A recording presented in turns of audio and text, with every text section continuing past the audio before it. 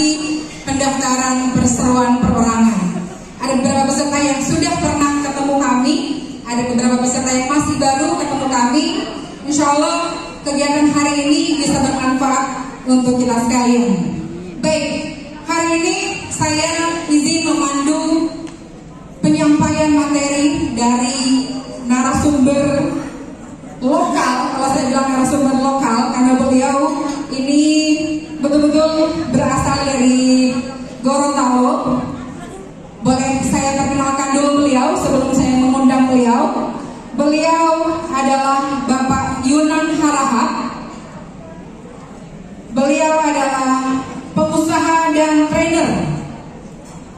Beliau sehari-harinya adalah CEO Saronde Group atau Omar Mini Market. Untuk itu mari kita undang Bapak Yunan Harahap. Alhamdulillah yang kami hormati Kepala Kantor Wilayah Kementerian Hukum dan HAM maupun Kepala Kantor Provinsi Gorontalo ya, beserta para pimpinan dan jajarannya, Ibu moderator yang luar biasa Ibu Vina ya, baru kenal tapi langsung engagement dapat, nah luar biasa. Saya terima kasih banget diundang di sini pertama kali, saya senang. Biasanya kalau ke kantor Kemenkumham untuk ngurus-ngurus izin, tapi sekarang bisa diundang, bisa berkolaborasi untuk membantu kawan-kawan, saudara-saudara semua untuk sama-sama kita membangun Gorontalo, Indonesia yang kita cintai. Tepuk tangan dulu dong. Kalau tadi kita nyanyi senang-senang, kalau sekarang ini boleh dikit mengkerut sedikit nanti kepalanya ya, nggak apa-apa ya. Nah ini agak berat dikit. Saya izin dulu boleh? Atau apa ya? Fondasi bangunan ini sangat bagus, sangat hebat, mungkin sangat terbaik di Gorontalo bangunan ini ya. Tandingannya hanya mall. Untuk membangun gedung sebesar ini, sebagus ini, tentu fondasinya pun harus kuat, kokoh dan dalam. Tidak bisa asal bangun, tidak bisa asal tancap fondasinya, tidak bisa bikin asal gali. Ya kebetulan saya juga suka bangun-bangun dikit-dikit lagi belajar. Jadi maka untuk bangunan sebesar ini mungkin dia harus pakai paku bumi yang kita sering dengar ketong-ketong itu, tong tong tong, mungkin di Gorontalo masih jarang begitu. Untuk apa? Dapat titik terkuat di dalam dasar tanah, menemukan dasar terkuat sehingga itu jadi pijakan berdirinya bangunan yang begitu kokoh dan indah ini. Itulah filosofi ketika kita membangun bisnis. Dalam membangun bisnis pasti ada pasang surutnya. Apalagi kita baru saja dapat tantangan yang luar biasa. Saya pribadi belum pernah mengalami kondisi seperti itu. Tantangan yang sangat besar dan mengguncangnya luar biasa. Ya, kalau kita pernah naik pesawat tuh, luar biasa goncangannya ya. Tapi atas izin Allah, atas pertolongan Allah, atas kasih sayang Allah, kita semua bisa diselamatkan. Amin. Nah, dan saya yakin Bapak Ibu yang masih bisa berada di sini pun, kalaupun masih ada masalah yang belum selesai, saya doakan bisa selesai juga tahun ini. Amin ya. Kalau nggak bisa gimana Pak? Ya sama-sama kita selesaikan dengan faham tentang fundamentalitas. Next. Permasalahan UKM yang sering dihadapi yaitu yang pertama, belum memiliki mindset sebagai seorang pebisnis. Loh, maksudnya apa Pak? Saya ini sudah jualan puluhan tahun Pak. Bapak tahu apa? Bapak belum lahir saya sudah jualan. Nah, yang perlu dipahami adalah Bapak Ibu sebagai pebisnis atau pedagang atau penjual. Loh, bedanya apa Pak? Nanti saya jelaskan. Yang kedua, tidak memiliki ilmu bisnis. Kalau kita agama Islam itu kan diajarin berilmu dulu sebelum beramal. Kalau kita sholat subuh itu 4 rakaat, kira-kira diterima nggak sholat kita? Ya nggak, pasti salah. Kita rukunya seperti apa, sujudnya seperti apa, itu ada ilmunya. Jadi berilmu dulu baru beramal. Sama seperti bisnis. Bisnis pun oke, tahap awal kita modal semangat, modal berani oke. Tapi kemudian kita perlu menambahkan dengan ilmu-ilmu bisnis. Ilmu bisnis apa aja Pak? Ada ilmu tentang bagaimana marketingnya, bagaimana cara jualannya. Itu marketing saja sekarang berkembang sekali. Ada marketing itu ada tentang packagingnya, bagaimana cara kita mengemas produk yang bagus, ya. Bagaimana kita belajar ilmu tentang brandingnya, pilih merek. Jangan pilih merek produk kasih nama siapa? tenunu. Nah, cari nama yang terbaik, dipikir filosofinya apa yang terkandung dari merek yang kita bangun. Bukan cuma asal pilih nama, kan gitu. Setelah kita bicara branding, kita bicara apa lagi? Kita bicara tentang SDM, sumber daya manusia. Wah, ini tantangan terbesar kita di Gorontalo. Waduh, luar biasa. Hampir semua ngalamin, termasuk perusahaan raksasa seperti ini. Pasti pusing ngurusin SDM. Tapi harus perlu ada ilmu. Harus belajar gimana cara merekrut karyawan, bagaimana melatih karyawan, bagaimana membina karyawan, ya kan? Dan seterusnya. Apalagi macam-macam ilmunya. Selain itu ada ilmu tentang apa? Ilmu tentang bagaimana mengelola keuangan, cash flow. Ada uang, begitu terima doi, sudah DP foto baru. Begitu ada uang, sudah mau kasih yang garuda. Mau bikin yang sekarang ada model-model apa itu? Yang kotak-kotak itu segala macam. Sok walano, sok beli Gucci baru. Bukan nggak boleh beli Gucci baru, tapi kita harus paham ini uang apa? Uang modal atau uang keuntungan laba? Ya kan gitu ya? Ada ilmu tentang keuangan. Ilmu tentang keuangan itu macam-macam. Dibagi lagi. Wah, pokoknya itu komplikat. Ada tuh mau investasi. Kita punya uang, diinvestasikan kan? Ya kan gitu. Jangan sampai uang ada ubah edis tambah-tambah di dompet, baru kita tidak diinvestasikan. Begitu kita tua, kita sudah lemah, kita sudah nggak punya kekuatan, kita baru sadar, so tua baru. Mohon maaf kalau bahasa Gorontalo saya salah. Tapi kita sadar, oh ternyata kita perlu ilmu bisnis untuk membangun bisnis kita. Kemudian merasa tidak punya modal, selalu yang jadi kendala bagi kita, Pak, bagaimana saya mau berbisnis? Saya tidak punya uang, saya tidak punya modal. Bapak Ibu jangan khawatir, temannya banyak, termasuk saya kan. Kita berteman dikasih kesan. Bisnis enggak modal, karena kita menyempitkan definisi modal itu hanya masalah uang. Padahal modal itu tidak hanya untuk uang.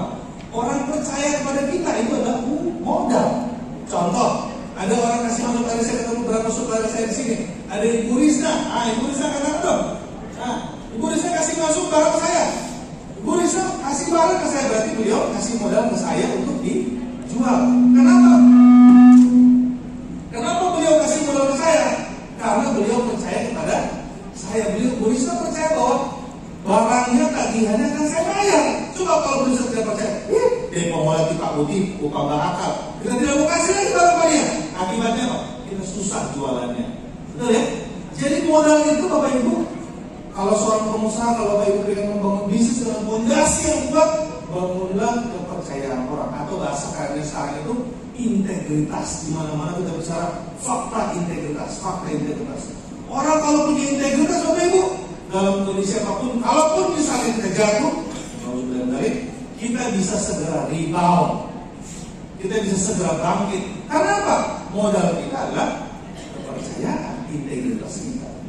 Dulu ada kasus kejadian waktu cerita, ada kawan guru bisnis saya cerita di Jakarta waktu itu ada kerusuhan tahun 98, tokonya hancur, dibakar, habis semua, tinggal baju di badan. Tapi dalam waktu 2 tahun tiba-tiba dia jadi distributor untuk 1 DKI. 3 tahun kemudian dia bisa distributor sejak Jabodetabek. Kenapa? Karena dia karena dia dipercaya oleh pabrik. Karena apa? Sederhana aja. Dari distributornya bilang, satu-satunya yang menghadap saya setelah kerusuhan dan satu-satunya orang yang mau bayar tagihan, walaupun nggak lunas, yang mau bayar tagihan waktu itu ada bapak. Yang lain pada menghilang, pada sembunyi. Kalau ditelepon kasih nanti HP, ganti nomor, ayo siapa ayo, ya ayo. Mulai sekarang nggak boleh begitu. Kita bertobat, ya sama-sama. Astagfirullah. So tak salah saya Pak. Yang bertipat dia bilang dulu, yang kita baru ketemunya sekarang. Ya. Jadi ujian para pengusaha fundamennya, para pengusaha itu ditentukan pada saat dia mengalami masa-masa sulit, bukan pada masa-masa sedang berbahagia. Yang seterusnya seperti ini. Nggak bisa. Mau lihat hebatnya orang pada saat dia mengalami masa-masa sulit, masa-masa penuh tantangan, ya. Baru. Yang penting satu, jaga integritas kita, ya. Jangan pernah cacat misalnya. Kemudian ini yang keempat, tidak memiliki mentor. Kita berterima kasih kepada kantor Kementerian Hukum dan HAM untuk membantu kawan-kawan semua, mengundang para mentor, mengundang para guru untuk apa? Untuk sharing, untuk berbagi pengalaman agar jangan sampai kesalahan itu berulang-ulang. Salah sekali, oke. Salah 2 kali, salah 3 kali, gimana? Salah 4 kali, bohong. Sekali salah, oke, nggak apa-apa. Karena itu butuh mentor. Mentor itu apa? Tujuannya untuk memberikan kita direct, memberikan kita jalan, memberikan kita petunjuk supaya kita tidak salah jalan, tidak salah mengambil keputusan, dan kita punya kecepatan. Ya, kita bisa tumbuh, bisa berkembang lebih cepat. Saya kadang-kadang bingung ya, ada baca, nonton informasi di YouTube, dari baca-baca dari internet.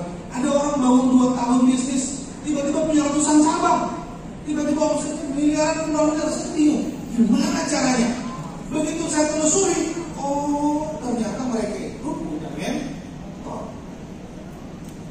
Oh, jadi saya pikir saya harus menemukan kliknya.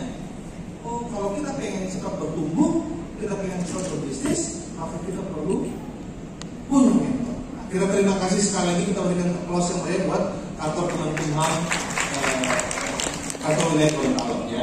Next. Nah, maunya kita cepat sukses, maunya cepat kaya, maunya cepat besar, maunya bagus. Nah, ini repot. Kalau menjadi pengusaha kan bisa bagus. Kenapa? Karena kita harus tahu yang kita pakai bagus ini uang apa? Uang modal atau uang laba? Paham ya? Jadi harus paham betul. Kalau nggak paham, percayalah, cepat atau lambat kita akan wassalam. Next.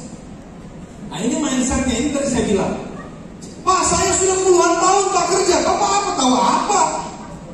Bapak ngajari saya. Bapak belum lahir saya sudah jago bisnis. Kata dia bisnis, padahal dia cuma pedagang. Ya, pedagang itu apa? Dia jagain sendiri jualannya, ya. Dia tawarin sendiri bisnisnya, ya kan? Tapi kalau pedagang, kalau pengusaha, pebisnis, ya, dia bisa membangun perusahaannya tanpa dia harus terlibat secara langsung. Ada perusahaan yang punya puluhan ribu cabang, ada punya perusahaan ratusan ribu cabang, ada yang punya bukan hanya di kota Gorontalo, ada di Manado, di Jakarta, seluruh Indonesia, bahkan di dunia dia punya. Tapi dia bisa kontrol. Kenapa?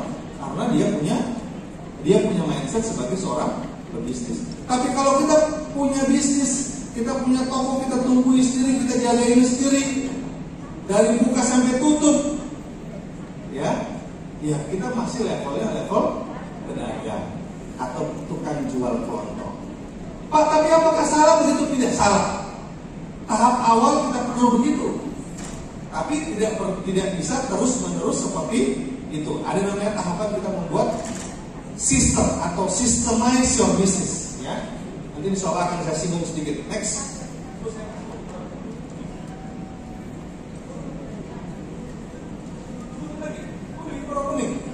Saya percepat. Oke, mindset masalah apa? Next. Saya percepat ya. Nah, 3 tahapan seorang pengusaha bisnis. Yang pertama, starting the business, running the business, dan growing the business. Next. Langsung materi yang aja. Tadi. Santai aja Pak, nggak apa-apa. Iya. Yang pertama, starting the business. Nah, kalau kita mau mulai bisnis, yang pertama kita harus pahami adalah kita perlu mencetak transaksi dulu. Jadi transaksi yang penting mana duitnya. Jadi kadang-kadang kita bangun bisnis keren-keren tapi nggak ada duitnya. Show me the money. Jadi kalau kita mau bicara sama pengusaha itu tanya omsetnya berapa, omsetmu berapa, iya toh. Jangan sampai ceritanya keren bagus, omsetnya berapa. Itu namanya bukan bisnis. Karena ujung-ujungnya parameter yang paling bagus adalah bisnis kita sehat apa tidak, berapa besar omset kita. Itu sederhana dipahami, ya. Yang kedua, transaksinya harus berulang. Jangan sampai kita tahu kita pakai cookies ini sebawa ke Singapura, sebawa ke Australia, sebawa ke Paris, ya, dapat langsung gambarin foto-foto. Baru dia cuma 1 kali itu. Kamu mau bayar karyawan, mau bayar cicilan sana sini. Maka kita perlu pahami transaksinya harus berulang. Setelah cetak transaksi harus berulang-ulang. Dan semakin berulang, makanya dia harus membesar. Seperti snowballing effect. Ini makin besar. Pernah lihat snowballing apa? Bola salju. Ya, bola salju ya. Awalnya kan kecil, sabar kita bisnis harus kecil, terus makin besar, lama-lama besar sekali. Efeknya harus begitu. Makanya transaksi yang berulang dan harus membesar. Jadi kalau bulan ini misalnya 10 juta, bulan berikutnya jadi 9 juta. Bagaimana ini? Berarti transaksinya tidak berulang dan mengecil. Nah, kita introspeksi apa yang salah ya. Jadi kita harus punya namanya produktif paranoia. Harus paranoid. Kenapa omsetnya turun? Kenapa? Kalau kita orang biasanya, jangan-jangan besok kirim kue enak. Aduh, udah gak laku itu. Nanti balas lagi, yuk lagi. Udah gak zaman, kita evaluasi. Apa yang salah? Oh, mungkin kualitas produk kita kurang bagus. Oh, mungkin pelayanan kita kurang bagus. Mungkin servis kita mau pesan hari ini tibanya baru besok. Akibatnya barangnya sudah tidak, kualitasnya menurun dan seterusnya. Yang keempat, ini show me the money. Tunjukkan padaku, tunjukkan pada Bapak Ibu, mana duitnya, ada nggak duitnya? Ya kan gitu ya. Jangan sampai kita bikin bisnis tapi nggak ada duitnya, sama aja next. Nah ini setiap transaksi rumusnya ada value dari channel, ada who. Transaksi sama dengan value dikali channel dan dikali you. Jadi value produk kita itu seperti apa? Kenapa orang membeli produk kita? Oh, produk kita Pak, kualitasnya nomor 1 Pak, terbaik.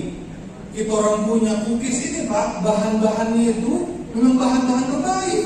Pakai mentega merek yang terbaik, pakai coklat yang terbaik. Jadi value-nya dapat, kejunya yang terbaik, value-nya dapat, rotinya lembut Pak, baik, value-nya dapat. Ya. Kemudian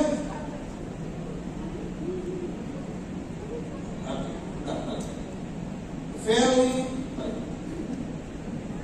Nah, value channel apa? Kemana kita jualannya? Kita jualan lewat toko, titip di toko A, dari toko B, atau kalau zaman sekarang sudah keren, kita juga bisa jualan lewat online, saya gitu kan? Channelnya kemana? Oh, ada orang yang titip di toko lebih laku dibandingkan jual online. Ada orang yang jual online lebih laku dibandingkan titip di toko. Jadi kita bisa evaluasi mana channel terbaik buat kita. Atau bisa jadi ada orang yang biasanya taruh toko modern nggak laku, tapi taruhnya di pasar-pasar malah lebih laku. Nah, yang pasar tradisional, oh ternyata bisa begitu. Kita harus pahami, jangan mau asal dekeng. Kita bakal masak pagi, itu malamnya biasanya sudah bau. Oh ini enggak, berasnya bagus. Wah harganya ternyata kompetitif. Ya, ini jadi solusi. Ya, oh ternyata ada juga misalnya kayak saya jual beras, saya juga jual beras merah. Nah biasanya itu kayak Polri yang mau masuk untuk menjaga badan, mereka juga makan beras merah sama orangnya karena penyakit diabetes, ya, karena penyakit gula, ya kan? Dia makan beras merah, makan beras coklat, makan beras hitam untuk apa? Untuk menjaga kesehatan. Value-nya ada di solusi, ya. Dia jadi solusi untuk orang kena penyakit diabetes. Dan dia ambil sini ya. Yang terakhir, produk harus unik, ya kan gitu. Ada sebuah restoran, semua restoran jual ayam goreng. Oh lama ayam goreng putih. Nah, uniknya apa? Oh ternyata dia konsepnya dimasak ala-ala Korea. Nah itu rame lagi. Ngerti ya? Oh ternyata dimasak ala-ala Timur Tengah. Keren. Ayamnya sedap. Ya. Nanti request sama bakal minta ayam Korea atau ayam ala Timur Tengah. Sedap. Bumbunya enak.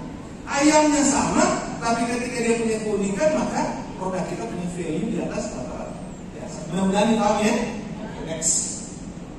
Nah, saya nggak bahas next. Kira-kira punya penghasilan berapa? Ya kan, contoh misalnya gini. Kita mau jualan di FB sama Instagram, bagaimana kita jualannya? Ya toh? Mungkin yang pernah jual online, yang sudah jual online, ya toh? Kalau kita jual di FB, apa yang dikatakan? Cek harga. Berapa harga? Oh, lama. Inbox. Cek ongkir. Kalau di Instagram rata-rata namanya apa? Saya pesan 10, tolong dikirim sekarang bisa? Pokoknya dia mau dikirim sekarang. Kita harus siap. Nah, banyak kan langsung kirim. Nah, ini profil kita harus pahami.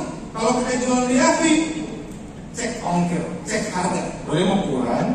Nah, tapi itulah profilnya, inilah segmennya, inilah pasarnya yang harus kita kelola dengan baik. Apakah yang mana lebih baik Pak? Tidak juga FB, tidak juga Instagram lebih baik dari FB. Kenapa? Karena yang di Instagram yang begitu pun jumlahnya kecil, jumlahnya sedikit, tapi di FB banyak. Paham ya? Nah, jadi sih kita belajar ya. Kemudian interestnya, ketertarikannya, dia hobinya apa? Misalnya anak muda zaman sekarang, rata-rata sukanya nonton Korea, ya kan? Akhirnya apa? Jual barang-barang yang berkaitan dengan Korea, restoran Korea, apa namanya itu gelang-gelang Korea, apa masker, ada foto misalnya di BTS atau siapa lah saya nggak tahu tuh, ya kan gitu ya. Harus pahami, ya kan? Kalau perlu jual kayaknya dipakai bahasa Korea dikit, supaya seolah-olah kan boleh kan? Yang mungkin tidak menipu ya. Bahasa Korea bahasa ini translate ke bahasa Korea baru ditulis.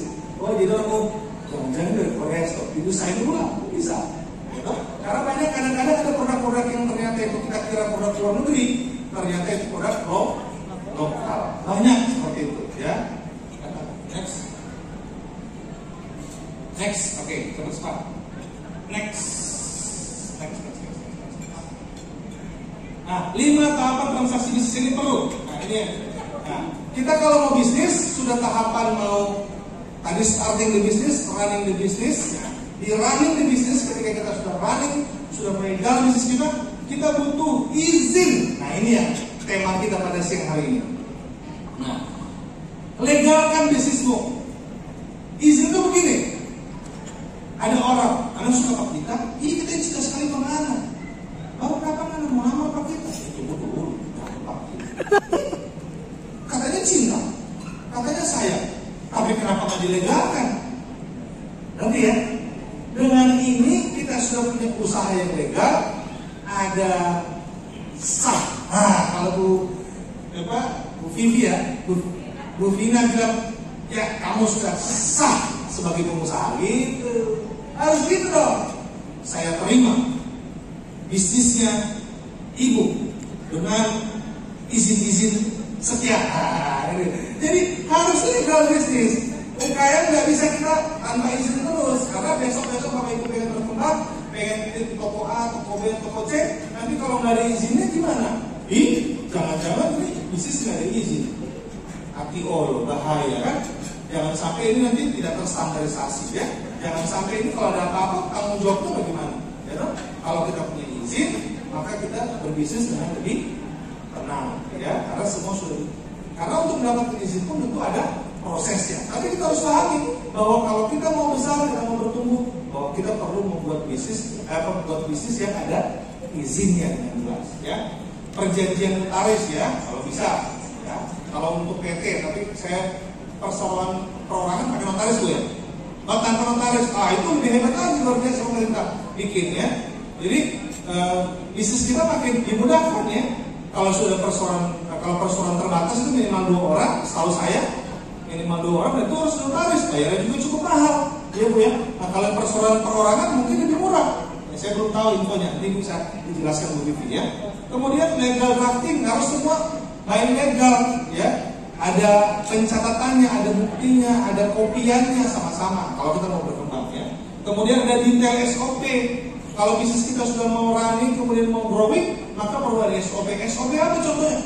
SOP cara bikin produknya, SOP cara bikin cookiesnya seperti apa, menteganya harus merek apa. Tidak boleh hari ini mentega merek ABCD, besok mengganti kode EFGH, besok kita susu yang susu merek Z. Besok datang lagi ditawarin semua rubah saja merek A. Dia model itu. Nanti rasanya berubah-berubah. Jadi potongan ayam hari ini potong 4, besok baru kita potong 6 jol. So boleh itu kalau tidak tahu itu. Betul konsumen tidak tahu. Akibatnya habis itu potongan so boleh, masih boleh. Kita potong 8 Betul kan? Ayo ngaku. Nggak boleh berubah. Perlu SOP. Jadi karyawan ngerti, cara kerja kita pokoknya ayam goreng kita jual potong 4 titik atau potong 6 juga boleh, terserah. Yang penting potong 4, potong 6 itu fix, tidak dirubah-rubah. Bumbunya, berapa timbangannya, DP tepungnya, campurannya, berapa misalnya DP campuran antara perasanya, minyaknya, segala macam dibakukan, dibikinkan SOP-nya, dicoba, diuji coba mana yang paling enak, di situ kita kunci, kita jadikan itu SOP. Saya Tommy Laisa, saat ini tergabung dalam Komite Ekonomi Kreatif sebagai Dewan Pengarah, dan alhamdulillah di Gorontalo baru satu-satunya Bonebolano yang hadir Komite Ekonomi Kreatif yang membawahi jejaring 16 subsektor ekonomi kreatif. Terkait dengan apa yang disampaikan tadi oleh Pak Materi, memang pada dasarnya setiap ilmu yang disampaikan, kalaupun tidak dikawal dan tidak ada jaringan atau ekosistem kohesivitas yang dibangun, sangat sulit untuk mereka bergerak, apalagi para pengusaha UKM ini. Kita beberapa kali juga telah menggambarkan bahwa setiap ilmu pasti ketika didalami secara personal, setiap UKM insya Allah akan berjalan usahanya. Tetapi kalau tidak membangun ekosistem kohesivitas, saya pikir akan sulit. Karena untuk mengatur seberapa besar pasar yang menerima, seberapa besar produk yang harus ditawarkan, pasti akan berbenturan. Pengalaman kami UMKM khususnya di Bonebolano yang buat gula merah semua, yang buat keripik ada beberapa yang, sehingga terjadi persaingan tapi pangsa pasarnya tidak ada, sehingga dibangun namanya ekosistem untuk menyiapkan kawasan zona kreatif atau zona usaha para kaum UMKM.